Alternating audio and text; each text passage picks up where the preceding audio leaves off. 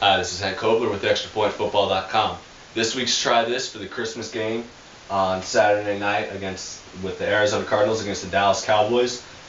Normally we do games that are important for teams with playoff hopes, etc. This time we're doing it for a move that would be important for this team to make in order to just keep the game interesting for America's sake on this night.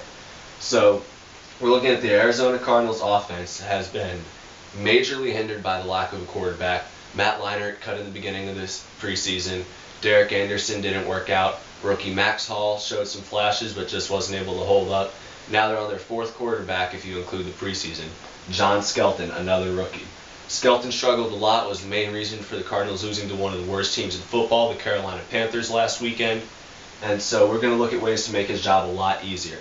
Now, without a doubt, the best player on the Arizona Cardinals offense is Larry Fitzgerald, their wide receiver. But because of the quarterback struggles, the Arizona Cardinals have had a hard time getting Larry Fitzgerald the ball. So this formation is going to do a little bit easier of a job of getting Fitzgerald the ball, putting the ball in their best playmakers' hands, and therefore making defenses focus on that, taking some of the pressure off their young quarterback. Now the way this formation looks is a one tight end set on the left and a running back in the backfield, and then Larry Fitzgerald where another running back would be in a split backs formation. This is the pistol set. Instead of the customary 5 yards from the shotgun, the quarterback set back 2.5 feet so that he has a head start on the defense and the running backs can get a running start without being so far back as in the shotgun. And you've got one receiver on either side of the offensive line.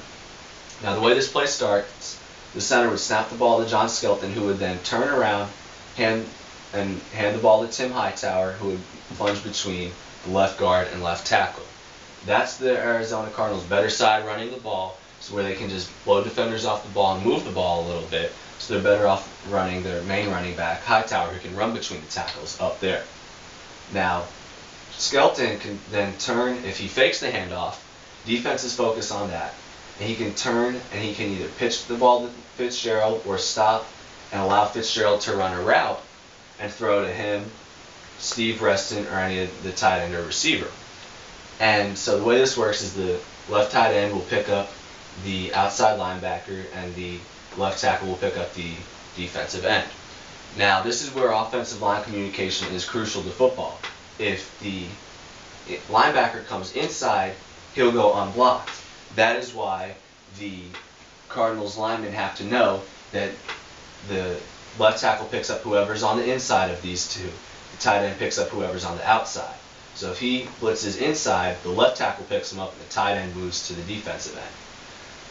The left guard picks up the inside linebacker. The center picks up the nose tackle. The right guard picks up the inside linebacker. The tight end goes after whoever's on the outside on this play, whether it's the end or the linebacker. Skelton reads if anybody's coming up the middle between the right guard and right tackle. If so, he pitches to Fitzgerald knowing that the right tackle will have neutralized the other potential rusher, and this will allow Fitzgerald to run, pick up a few chunks of yards. And however, if he sees nobody, that means there's going to be somebody in position to tackle Fitzgerald, so he needs to stop and let his receivers run routes. Crossing routes work well here. Short passes such as slants are good. Now this is a run-based formation. Now, to counter the run, defenses will often move a safety into the box like this. If this happens, Skelton can call an audible, have his receiver run a sluggo, which is a slant, and then a go route. And the way this works is he looks, and if the receiver gets in front of the cornerback on the slant, he throws it to him. If, however, the cornerback's in front of the receiver cuts upfield, and that means he'll be ahead of the cornerback for a few steps, which makes it easier for the quarterback to get the ball to him. He doesn't have to worry about a safety coming over because this safety is too far over and the other safety's in the box out of position to make the play on the ball.